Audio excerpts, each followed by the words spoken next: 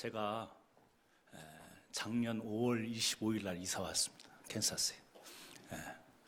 근데 1년 됐다고 이렇게 꽃을 준비해 가셔가지고 1년 됐다고 축하해 주셔서 제가 참 눈물은 안 흘렸는데 마음속에 얼마나 감동이 되고 감격이 되는지 모르겠습니다. 여러분은 저를 위해서 꽃을 준비해 주셨는데 저는 여러분을 위해서 꽃을 준비를 못했네요. 죄송하지만 그냥 제가 꽃이 되겠습니다. 우리 옆에 분들하고 그렇게 인사 한번 하십시오. 당신은 나의 꽃입니다. 그렇게 한번 하세요.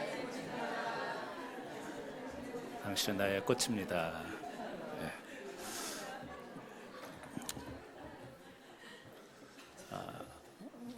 오늘 본문 말씀을 통해서 신앙의 매너리즘을 극복하라, 이런 말씀으로 여러분과 함께 은혜를 나누기를 원합니다. 저는 집에서 이 강아지 키우는 게 그렇게 싫을 수가 없어요. 어렸을 적 집에 이사를 해서 집에서 옛날에 그랬잖아요. 이사하면 이웃집에 이렇게 떡도 전해주고 팥죽도 끓여서 이렇게 전해주고 그랬는데 제 기억으로는 그 팥죽이었던 것 같아요. 이사 와가지고 어머니가 이웃집에 팥죽을 가져다 주라고 그랬는데 그거 가지고 갔다가 그 집 개한테 물려가지고요. 그리고 또 한 번, 두 번 크게 개한테 물린 어렸을 적에 경험이 있어서 아마 그 트라우마가 있는지 모르겠습니다. 그래서 개는요 정이 안 가요. 먹는 것은 조금 생각해 볼 수가 있는데 기르는 거는 제가 그렇게 별로. 근데 아이들이 얼마나 이 강아지를 집에서 키우자고 졸라대는지 몰라요. 지금도 그래요. 지금도. 그래서 몇 해 전에 아이들하고 절대 강아지 집에서 키우는 거 안 된다. 아이들은 막 계속 조르는 거예요. 그래서 극적으로 타협했던 것이 뭐냐면 그럼 개 대신에 터돌, 조그마한 자라, 거북이 같은 종류의 그걸로 합의를 봤어요.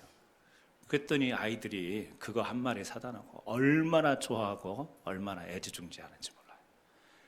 그런데요, 한 1년, 2년 지나니까 처음에 약속하기를 뭐냐면 자기네들이 다 물 갈아주고 수족관 청소 다 해주고 제때제때 먹이 줄 거라고 다 약속을 했어요. 하여튼 철저히 약속을 했습니다. 근데 한 1, 2년 지나니까요, 굶겨요. 밥 줄 줄도 모르고, 그 수족관 청소하는 거는 저는 또 나름대로 이 비유가 약해가지고 잘 못해요. 그런 걸요. 고스란히 이제 아내의 몫이 되는데, 얼마 전에는요, 캔사스에 와가지고 이제 얘가 탈출을 한 거예요. 자기 집에서. 그래서 이틀 동안 보이지를 않아요. 아이들 그거 보면 저는요, 큰일 났다. 애들이 또 얼마나 걱정할까 이랬는데, 나갔냐고 그러면서 너무 태어난 거예요. 그러면서 우리 둘째가 그러는 거예요. 언젠가 오겠지. 그러는 거예요. 세상에 이렇게 변할 수가. 걱정하는 거는 엄마 아빠가 그거 어디서 나타나냐, 또 어디 힘든데 갇혀 있다가 또 죽는 거 아닌가. 걱정은 우리가 하고요, 아이들은 걱정도 없어요. 처음에는요 얼마나 애지중지하는지 모릅니다. 시간이 점차 지나가면서 이제는요 그게 너무 타성에 젖어버린 거예요. 여러분, 우리가 생활 가운데서 그런 것들이 참 많이 있습니다. 우리가 매너리즘이라고 그렇게 이야기를 하죠. 반복적인 행위를 함에 있어서 우리가 타성에 젖거나 습관으로 어떤 이 되풀이하는 것, 처음에는 너무 좋아요. 저도 좀 그런 면이 있어요. 처음에 어떤 새 물건을 사면요 그렇게 잘 관리를 하다가 차를 처음 살 때는 한 2달간은요 세차를 잘 합니다. 그러다가 좀 지나면요 이제 별로 신경을 안 써요. 아마 오늘 또 나가시면서 제 차를 보시면 증명이 될 겁니다. 저만 그런 게 아니라 우리가 일상생활에 자꾸 반복되어지고 익숙하다 보면 우리가 거기에 대한 감동, 감격이 사라집니다. 매너리즘에 빠지게 되는 거죠. 타성에 젖게 되는 겁니다. 우리 일상생활뿐만이 아닙니다. 신앙생활에도 우리가 매너리즘이라는 게 있죠. 교회에 나와서 하나님의 말씀을 듣고 또 이 하나님의 그 사랑을 느낄 때 그렇게 좋을 수가 없습니다. 세상을 다 얻은 것 같습니다. 걱정도 없고 염려도 없고 주님만 함께하면 될 것 같은 그런 흥분과 감격 속에서 우리가 신앙생활을 시작을 하고, 근데 점차 시간이 지나가면서 이제 그런 감동이 없습니다. 그렇다고 예배를 드리지 않는 것도 아닙니다. 그렇다고 내가 신앙생활을 게을리하는 것도 아닙니다. 열심히 하긴 하고 지킬 것 지켜나가면서 하는데, 문제는 뭐냐면 그냥 익숙한 거예요. 그리고 이 마음에 와닿는 새로움이 없습니다. 감격이 없는 거죠. 오늘 바울이 빌립보 교회를 향해서 편지를 씁니다. 바울이 볼 때요, 이 빌립보 교회는 좋은 교회였어요. 그리고 또 이 바울 개인적으로 이 빌립보 교회가 얼마나 많은 기쁨을 전해줬는지 몰라요. 바울 개인적으로는 이 빌립보 교회가 참 감사하고 고마운 교회입니다. 그런데 가만히 봤더니 이 빌립보 교회 안에도 그 성도들의 이 신앙생활이 뭔가 이 매너리즘에 좀 빠져간다라는 것을 이 바울이 느끼고 본 거예요. 그래서 이 편지를 보내면서 그렇게 이제 오늘 말씀 우리가 읽었습니다만 그들을 향해서 권면하는 그런 내용이 나옵니다. 우리가 이 사도 바울이 빌립보 성도들에게 너희가 이렇게 신앙생활이 점차 타성으로 흘러갈 수 있고 익숙해져서 그 감동 없는 신앙생활을 흐를 수가 있는데, 이것을 극복하기 위해서 이런 두 가지 점을 좀 너희들이 생각했으면 좋겠다. 권면의 말씀으로 그렇게 전하는 내용입니다. 오늘 또 우리도 마찬가지입니다. 오늘 또 이 자리에 우리가 나와서 예배를 드리고 있지만, 예배를 드리고 신앙생활을 하지만 어떤 때는요, 그냥 무감각합니다. 신앙생활이 좀 건태롭게 느껴지고 신앙생활이 지루하게 느껴질 수도 있습니다. 혹시 그런 느낌이 우리 신앙 가운데 있다면 오늘 이 말씀을 통해서 여러분의 신앙의 정체도 한번 극복하시는 귀한 기회가 되기를 주의 이름으로 축원합니다. 바울은요, 빌립보 교회를 향해서 첫 번째로 하나님 앞에서 두렵고 떨리는 마음이 있는지 진단해봐라, 이렇게 말씀합니다. 두렵고 떨리는 마음이 있는지 진단하는 것. 여러분, 우리가 신앙생활을 늘 해오던 거기 때문에 우리가 그 익숙함 가운데서 어떤 때는요, 이 하나님에 대한 이 느낌, 이것이 굉장히 무뎌질 때가 있습니다. 지금 바울은 빌립보 교회를 향해서 그 무딘 마음 가운데에 두렵고 떨림으로 하나님을 늘 바라보는 것, 이것이 필요하다. 두렵고 떨린 의식, 이건 뭐죠? 하나님의 임재 의식을 느끼라는 거죠. 하나님의 임재 의식은 뭡니까? 하나님이 지금 나를 지켜보시고 나에게 함께 하시고 나에게 임재하신다라고 하는 것은 나를 지켜보시면서 나와 함께 깊은 관계 속에 지금 현재 존재하고 있는 것, 임재 의식이죠.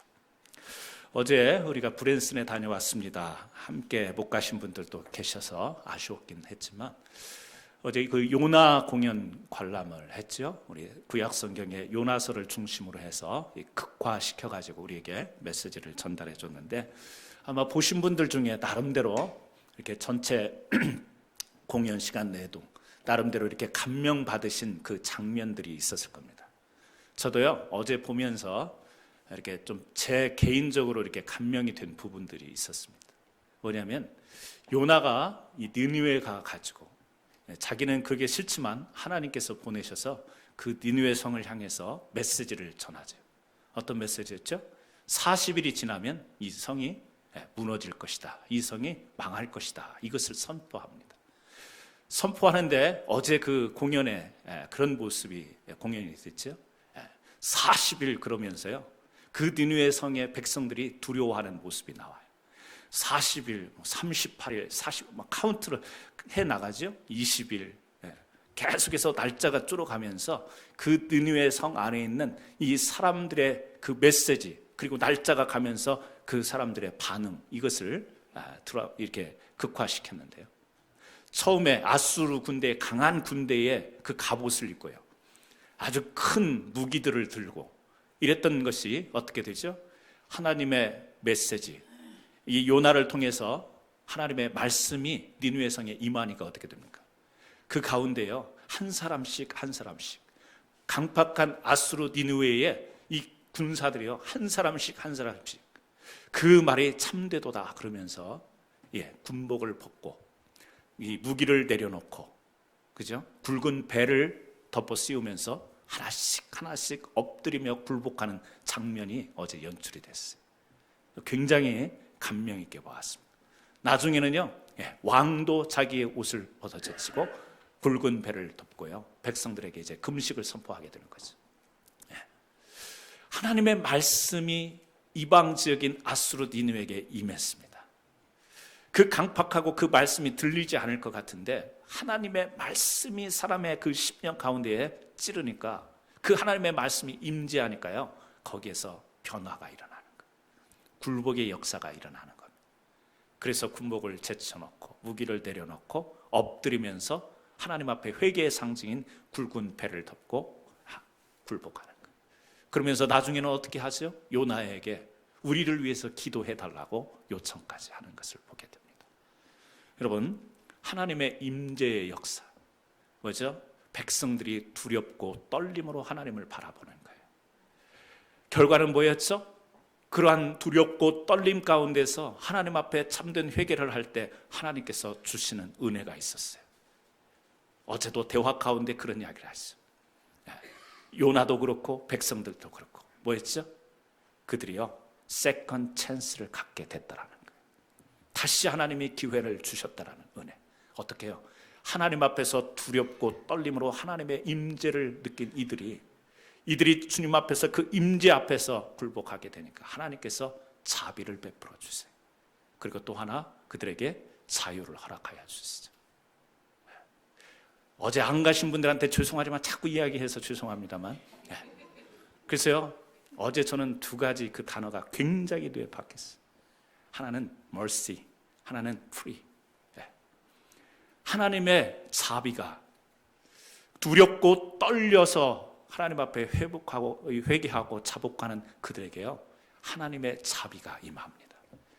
그리고 죄와 억눌렸던, 세상 가운데서 억눌렸던 그들의 영혼이요, 자유를 얻게 되어지는 그 메시지가 어제 굉장히 저는 감명 깊게 다가왔습니다. 여러분, 그렇습니다. 하나님의 임재, 뭐죠? 하나님에 대해서 두렵고 떨리는 마음 가운데서 우리 스스로를 각성하고 우리 스스로를 반성하고, 언제요? 전에 한 번 그랬기 때문에 지금은 안 해도 된다라는 이 의식이 아니라 순간순간마다 하나님의 임재를 겪는 거예요. 하나님 앞에서 두렵고 떨리는 마음으로. 그래서 여러분, 여호수아가 죽고 난 뒤에 이스라엘 이 나라가 사사시대로 이어지잖아요. 그때 사사시대의 특징이 뭐냐면 하나님을 두려워할 줄 모릅니다. 하나님의 임재를 느끼지 못하고 각자 사람들이 자기가 원하는 대로 살았다, 그렇게 이야기합니다. 그게 사사시대의 특징이에요. 하나님의 임재가 느껴지지 못하면요, 하나님 앞에서 두렵고 떨림으로 우리의 신앙생활을 우리가 지켜나가지 못하면 우리의 삶은요, 자기가 원하는 대로 살아가게 있어요. 그걸 성경은 뭐라고 이야기하죠? 타락이다, 그렇게 이야기합니다. 타락. 하나님 앞에 두렵고 떨림이 없습니다. 내가 하고 싶은 대로 그냥 하는 겁니다. 사사시대가 그랬다라는 거예요. 그런데 사사시대 이후에 새 왕이 등장하죠.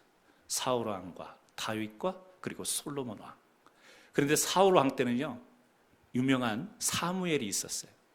그래서 이 사무엘과 다윗과 솔로몬 시대 때는 다시금 하나님 앞에 두렵고 떨리는 이 의식이 백성들에게서 회복이 됩니다. 하나님 앞에서요, 우리가 이렇게 되면 안 된다, 두려운 마음이 있었어요. 하나님 앞에서 떨리는 마음이 있었어요. 제사장들부터 시작해가지고 백성들에 이르기까지 모든 사람들이요, 이 하나님의 임재의식을 가졌던 거예요. 그래서 이스라엘의 최고의 전성기가 언제냐면 바로 그때예요. 사무엘과 다윗과 솔로몬 시대. 그래서 그때는 심지어 레위 지파로 이 성전 문지기를 하던 사람도 어떻게 이야기를 해요? 주여, 내가 악인의 장막에서 첫날을 거하는 것보다 내 하나님의 문지기로 하루를 사는 것이 더 낫다. 성전문을 지키는 사람이 고백하는 그 글이 성경에 그렇게 표현됐어요. 내가 세상에서 첫날을 잘 사는 것보다 이 성전의 문지기로 하루를 사는 것이 더 보람 있고 가치 있고 기쁜 삶이다, 즐겁다, 이렇게 고백을 해요. 아니, 문지기가 대단한 어떤 직분인가요? 직인가요? 그런데요, 그것을 세상의 어떤 종교한 것보다 더 가치 있게 느끼는 거예요. 뭐죠? 하나님에 대해서 의식이 깨어 있으니까 그런 고백이 가능한 거예요. 하나님 앞에 은혜를 받으면 우리는 세상의 그 어떤 존귀한 것보다도요, 하나님 앞에서 정말 하찮은 것 같은 것을 붙들고도 감사하고 고귀하게 우리가 그렇게 여기게 되는 줄 믿습니다. 솔로몬 시대는 그랬어요. 다윗 시대가 그랬습니다. 그런데요, 우리가 잘 아는 것 같이 솔로몬이 죽고 난 뒤에 또 이스라엘의 역사는 계속해서 하나님의 임재의식을 느끼다가 또 이것이 무뎌지다가 또 하나님 앞에 두렵고 떨림으로 서다가 이것이 또 사라지는, 계속해서 반복해 되죠. 그래서 어떻게 돼요? 나라를 잃어버립니다. 바벨론, 아수르에게 나라를 빼앗겨버려요. 그런데 우리가 역사적으로 잘 아는 것처럼 페르시아의 바사의 고레스 왕 때요, 이스라엘 이 백성, 포로로 잡아왔던 이 백성들을 70년 만에 이제 풀어주기 시작합니다. 자유를 주는 거예요. 너희가 원하는 대로 돌아가라. 그래서요, 예루살렘에 돌아오는 사람이 5만 명이에요. 그때 돌아올 때 무슨 생각을 하고 돌아오지? 어떤 소원과 열망을 가지고 예루살렘으로 돌아오냐면, 그들은요, 그 예루살렘 성벽을 재건하고 그 안에 예루살렘 성전, 뭐죠? 하나님의 임재의 상징, 성전이에요. 하나님이 임하시는 곳, 구약의 이스라엘 백성들에게 하나님이 임하시는 곳이 있다면 그것은 성전이었어요. 그 성전을 회복시키겠다라고 하는, 성전을 무너졌던, 이 전쟁으로 인해서 무너졌던 그 성전을 다시 잘 세워야 되겠다고 그렇게 막 소원과 소망을 가지고 돌아왔습니다. 그래서 시작을 합니다. 이스라엘 공동체 전체가요, 온 힘을 기울여 가지고 성벽 재건과 성전을 지어나가요. 그런데 그곳에 방해가 있어요. 막 성전을 못 지게 하는 방해 세력이 있고요, 어려움이 있습니다. 그래서 잠깐 그 방해 때문에 손을 놓아요. 벽돌 쌓기를 그치고 성전 짓는 것을 잠시 동안 내려놓습니다. 내려놓고 쉬다 보니까요, 몇 년을요, 16년간을 이 성전 짓는 것을요, 중단하게 되는 거예요. 처음에는요, 이 나라로 돌아간다라는 그 자체만 해도 얼마나 큰 하나님의 은혜인가 감격했어요. 감동했어요. 그래서 우리가 돌아가면 이제 하나님이 함께 하시는 임재의 장소 성전을 우리가 재건하자. 그래서 열심히 힘을 합해가지고 시작을 했는데 조그마한 방해들이 있습니다. 회방이 있다 보니까요, 조금 이 방해가 있을 동안에 멈추자 했던 것이 이제는 점차 시간이 흘러감에 따라서 사람들의 마음속에요, 안일함이 생기는 거예요. 그래서 손을 놓기 시작했는데 그것이 16년이나 지속이 된 겁니다. 그때 하나님이 이 이스라엘 백성들을 향해서 학개와 스가랴 선지자를 다시 세우는 거예요. 학개와 이 스가랴 선지자를 세워가지고 학개서 1장에 보면 그런 메시지를 백성들 앞에 하는 겁니다. 뭐죠? 너희는 하나님의 일은 나중에 하겠다고 하고 너희 일부터 하는도다 그랬어요. 처음에는요, 돌아오면 하나님의 임재의 상징 성전부터 모든 것을 거기에 집중, 최우선이었어요. 그런데 시간이 가면서 그건 하지 않고 이제는 자기 집 짓고 자기 삶의 처소 만들고 자기 생활 기반 다지고 다 뭐예요? 각자의 살림살이를 챙기는 그러한 삶의 양태로 이스라엘 백성들이 흘러요. 학개 선지자가 그걸 이야기하는 겁니다. 너희가 성전 짓는다고 했잖아. 그 열망하고 바벨론에서 돌아왔잖아. 바사에서 돌아왔잖아. 그런데 지금 보니까 너희들 뭐 하고 있냐?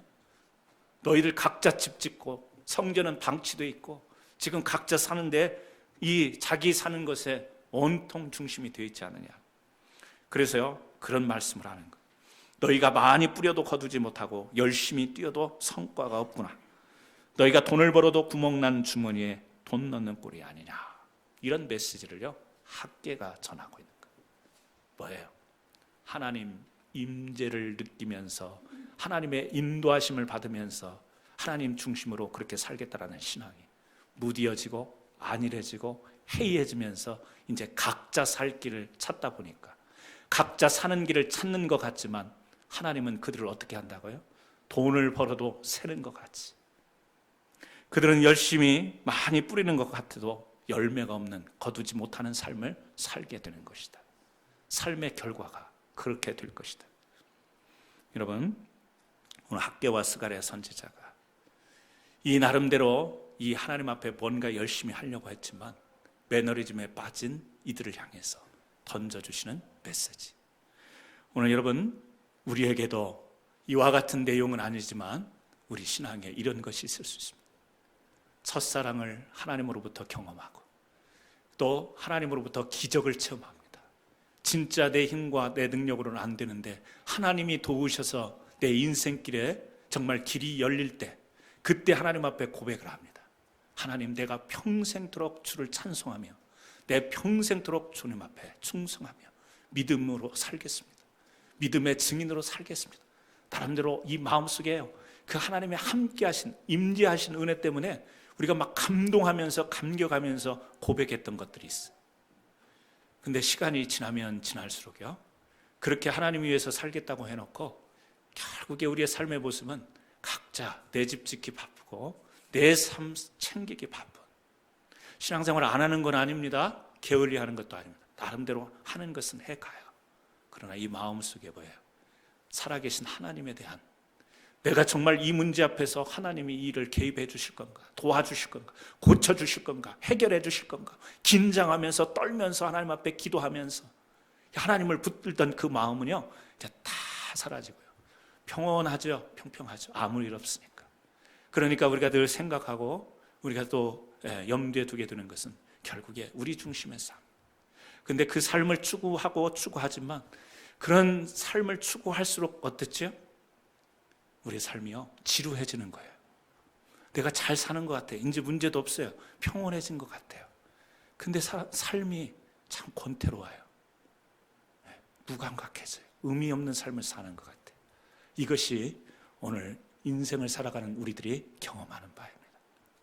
저는요, 오늘 이 시간 여러분들에게 어떠한 특별한 문제가 있어서가 아니라, 중요한 지금 해결할 것이 있어서가 아니라, 순간순간을 이 우리의 흐르는 삶 가운데서 하나님을 두려워하고 또 하나님 앞에 털며, 다른 좀 이 용어가 우리에게 부담스러운 용어라면 하나님의 임재를 날마다 경험하면서 살아가기를 주의 이름으로 축원합니다.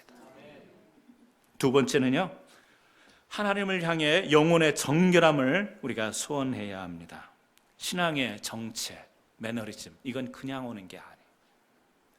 영혼의 하나님이 아닌 다른 것이 중심으로 들어오게 될 때 우리가요, 신앙의 침체가 오는 거예요. 여러 가지가 있을 수 있지만요, 첫 번째는 죄가 우리에게 들어올 때, 다윗이 자기의 신하 부인 밧세바와 간음하게 될 때, 다윗은 하나님의 임재 속에 살았던 사람이에요. 그가 고난받을 때 얼마나 입술로 고백을 했는지 몰라요. 시편을 보면 우리가 알 수 있잖아요. 하나님을 그렇게, 하나님의 임재의식을 가지고 살았던 사람이에요. 근데 순간 그에게요, 정욕이 들어와요. 밧세바라고 하는 여인, 이 여인을 통해서 죄가 들어옵니다. 죄가 들어옴으로 인해서 그의 영적인 침체가 오는 것을 우리가 보게 됩니다. 사람이 정욕적인 것이, 죄가 우리에게 들어오게 되면요, 우리 신앙은 침체되게 돼 있어요. 왜? 앞뒤가 맞지 않으니까. 우리가 알거든요. 신앙생활하면서 내 신앙의 지금 양심이 하나님 앞에서 어떤지를 알기 때문에 이중적인 것을 가지고 평온한 신앙생활을 절대 하지 못합니다. 그래서 의학적으로도요, 죄를 많이 지어서 죄책감을 심하게 갖는 사람들, 겉으로는 아닌 척하고 아니라고 하지만 굉장한 죄책감에 대한 스트레스가 있는 사람의 면역력이 굉장히 떨어진다는 사실이에요.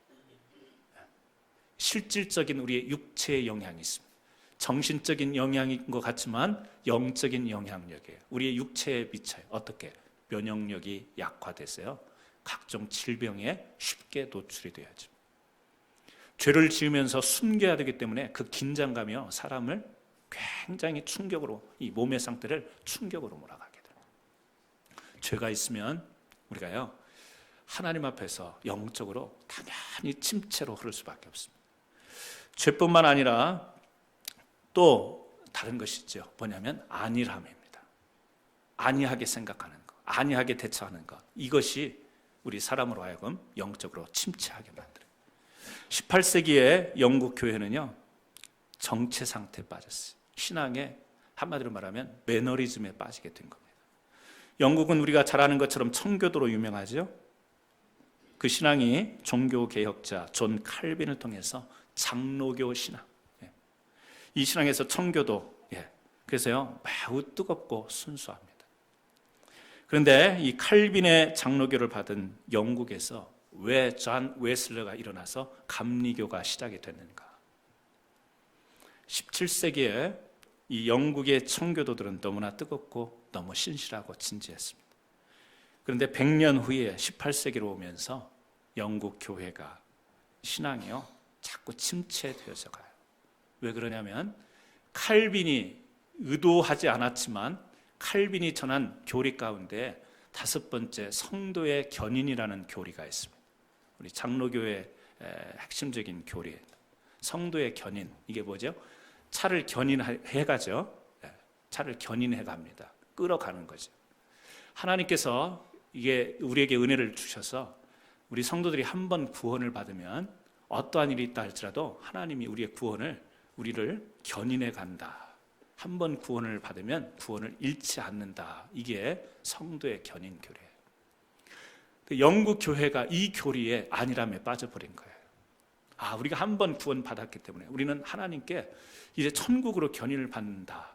이 신앙이요, 이 교리가 이 영국 신앙 가운데에 굉장히 안일하게 빠지도록 그냥 방치하게 되어버리는 역할을 하게 된 거예요. 하나님이 우리를 인도해 가시죠. 한 번 얻은 구원을 우리가 잃어버릴 수가 없죠. 그러나 그때그때 구원받은 하나님의 백성으로 우리가 어떻게 해요? 의와 정결함을 지키고 의의 옷을 입은 자답게 구원받은 백성답게 그렇게 살아가야죠. 구원받은 자답게. 그런데 이 교리를 잘못 안이하게 받아들인 거죠. 우리 이제 구원 받았는데 조금의 허물과 실수 문제가 되지 않는다. 어떻게 되죠? 도덕적으로, 윤리적으로요, 해이해지는 겁니다. 그래서요, 18세기에 존 웨슬러가 또 거기에서 이제 이건 아닌 것 같다 그러면서 막 일어난 겁니다. 그래서 이제 감리교가 시작이 됐는데, 교단이 뭐 어떤 그런 문제를 이야기하려고 하는 게 아니에요. 뭐죠? 우리가 정말 순수하고 진지하고 깨끗하고 귀한 신앙을 붙들었어도 안이한 생각으로 그 신앙을 우리가 생각하게 되면, 안일한 자세로 신앙을 붙들면요, 거기에 신앙의 침체가 여지없이 오게 되는 거예요. 청교도 신앙 얼마나 깨끗한지 몰라. 정말 그것을 깊이 우리가 공부해 보면요, 정말 맑은 정신이에요. 정말 하나님 앞에 좋은 거예요. 존 칼빈의 교리를 들어보면요, 정말 그의 어떤 기쁜 영혼의 진수가 담겨 있는 거예요. 그런데 그것을 잘못 안이하게 우리가 적용하니까 거기서 침체가 있고 거기에서요 방황이 있게 되는 겁니다. 18세기는 영국만 그런 게 아닙니다. 미국도 신앙의 정체 상태에 빠지게 되죠. 한 나라가 영적으로 정체되면 꼭 흥황하는 것이 있습니다. 그게 뭐냐면 유흥사업이에요. 미국이 영적으로 타락하면서 생기는 것이 뭐냐면 유흥이에요. 그야말로 말해 유흥입니다. 도덕적 타락이 오게 되는 거죠. 그래서요, 하나님께서 영국에는 그 18세기에 조지 휘필드를 세웁니다. 미국에는요, 에드워드 조나단을 세워요. 이 성경의 구약 성경의 마지막 때 학계와 스가랴를 세운 것처럼 영국의 조지 휘필드를 세우고 미국의 조나단 에드워드를 세워가지고 이 신앙의 각성 운동을 시키는 겁니다. 18세기의 천막 집회가 그때 성행한 거죠. 천막을 지어놓고 강한 메시지를 전달합니다. 그 메시지의 내용이 뭐죠? 순결함을 회복하라는 거죠. 신앙의 순수함을 회복하라. 그래서 오늘 여기 빌립보서 2장에도 지금 그런 말씀이 나옵니다. 15절에 이는 너희가 흠이 없고 순전하여 어그러지고 거스리는 세대 가운데서 하나님의 흠없는 자녀로 세상에서 그들 가운데 빛들로 나타나며, 흠없고 순전하여 어그러지고 거스리는 세대 가운데서, 역으로요, 세상은 그렇게 되지만 너희들은 정말 순전한 신앙으로 어떻게 해요? 그들 가운데 빛을 발하는 하나님의 성도들이 됐으면 좋겠다. 바울이 빌립보 교인들을 향해서 이야기합니다. 저는 여러분, 오늘날 같이 이 세상이 타락한 시대가 어디 있을까요? 오늘날 같이 세상이 타락한 이 시대, 어그러진 시대가 또 언제 있었을까요? 미국이 참 강한 나라이긴 하지만 이제는 도덕적인 문제, 윤리적인 문제를 벗어나서 하나님의 창조를 도전하는, 하나님의 창조의 원리를 도전하는 결혼 제도를 파괴시키는, 남자와 남자, 여자와 여자. 누가 와가지고 저에게 결혼 주례를 부탁하는데 알고 봤더니 신랑이 남자고 신부도 남자이면 제가 어떡해요 지금. 미국에서요 주례 함부로 거절할 수 없습니다. 법적으로 함부로 거절 못해요. 근데 딱 와가지고 우리 결혼할 겁니다, 주례 좀 해주세요. 근데 신랑이 누구예요? 그래 봤더니 여자예요. 신부를 봤더니 여자예요. 어떻게 할 거예요 지금? 여러분, 도덕적 타락을 넘어서서 이제는요 하나님의 창조의 원리를 도전하는 시대가 어그러든 이 미국 시대, 미국만 그런 건 아니지만 이런 시대에 우리가 살고 있어요. 우리는 신앙생활 열심히 하고 예배를 잘 드리고 있지만 순간순간마다 안일하게 생각해서는 안 됩니다. 우리가 살아가는 세상은 그럴지라도 나는 그리스도인인데, 나는 교회 다니는 신자인데, 나는 그럴 일은 없지, 이렇게 안일하게 생각해서는 안 될 문제. 내 자신과 또 이웃과 사회를 향해서요 하나님 앞에 간절히 우리가 기도해야 될 기도이죠. 영혼의 정결함이 회복되는 하나님, 내 자신과 이웃과 사회가 되게 해달라고 소원하며 하나님 앞에 기도해야 될 줄로 믿습니다. 우리가요 안일하면 타락하고 침체하게 됩니다.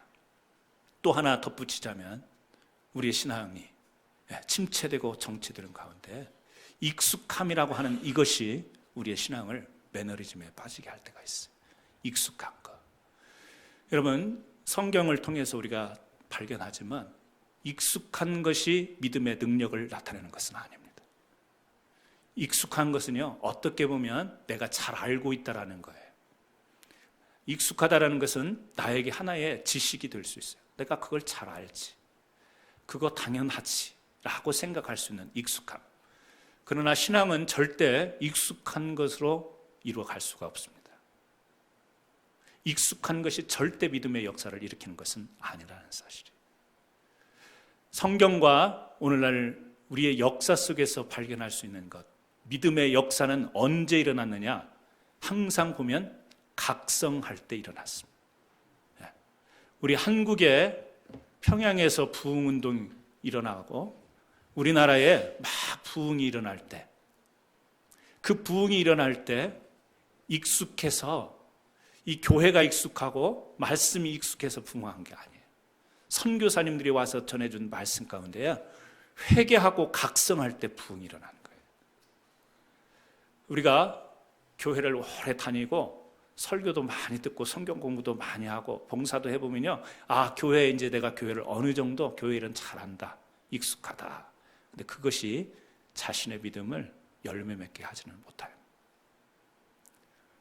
내가 열심히 교회 다녔고 오늘 또 이 말씀 보고 저 말씀 보고 내가 알고 있는 말씀이지만 이 말씀 속에서요 새로운 깨달음과 새로운 각성이 있을 때 거기에서 믿음의 역사가 일어나는 줄 믿습니다. 우리 성경 공부 좀 하시죠. 목사님, 내가 20년을 교회 다녔습니다. 창세기부터 요한계시록까지 몇 번 통독해서 이제 어지간히 알 건 압니다. 그래서 어지간한 거 하면 좀 지루합니다. 그 영혼이 지루해지는 거예요. 보고 봤지만 이미 익숙한 말씀이지만 그 말씀을 다시 펴서 보면요, 그 가운데 하나님은 새로운 은혜를 주시는 거예요. 제가 요나서를 1장부터 4장까지, 요나서 1장, 1장부터 4장까지를 얼마나 읽었겠어요? 나름 목사니까 나름 읽었잖아요. 어제 브랜슨과 갖고 성경이 아니라 성경을 근거로 한 뮤지컬을 봤는데 어제 또 깨진 거예요. 뭐예요? 아까도 말씀드렸죠? 자비와 자유, 이 두 가지가 저를 굉장히 강하게. 오늘 사실 영어 번역을 위해서 원고 드린 거에는요 이 내용이 안 들어가 있어요.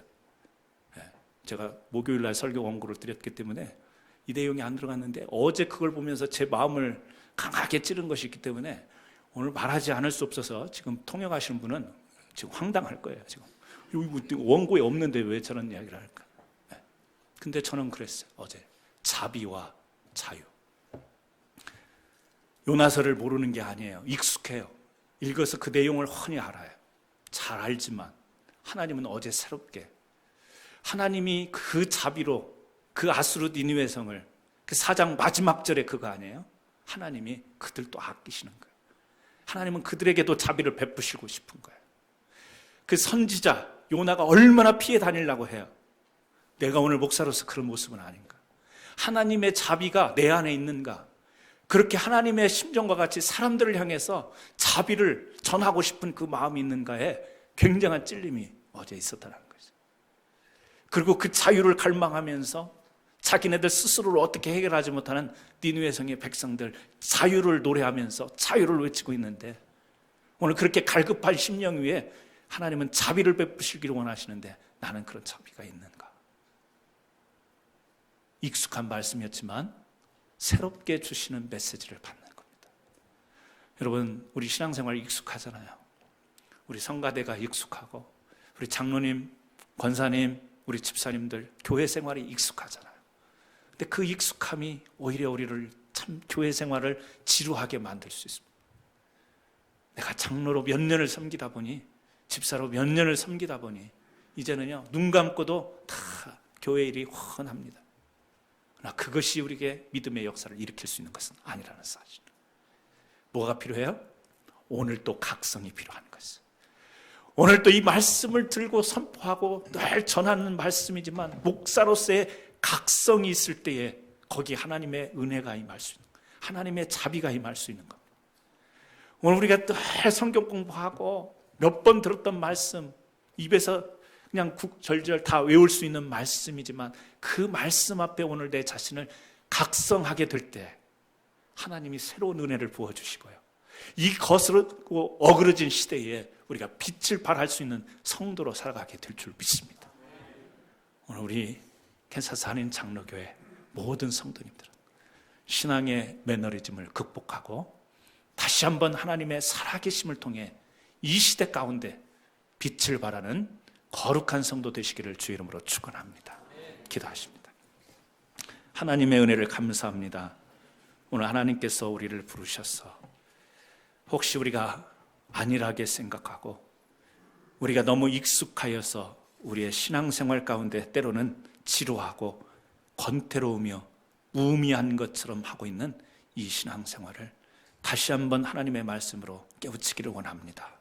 하나님, 늘 우리 자신이 하나님의 임재의식을 가지고 하나님 앞에 두렵고 떨리는 마음을 가지고 늘 우리 자신을 각성하며 이 시대에 우리에게 보여주시는 이 세상의 풍조와 세태 가운데 참된 진리의 빛을 발할 수 있는 거룩한 성도의 삶을 우리가 살아야 됨을 다시 한번 확인하고 하나님 결단하는 이 시간 되기를 원합니다.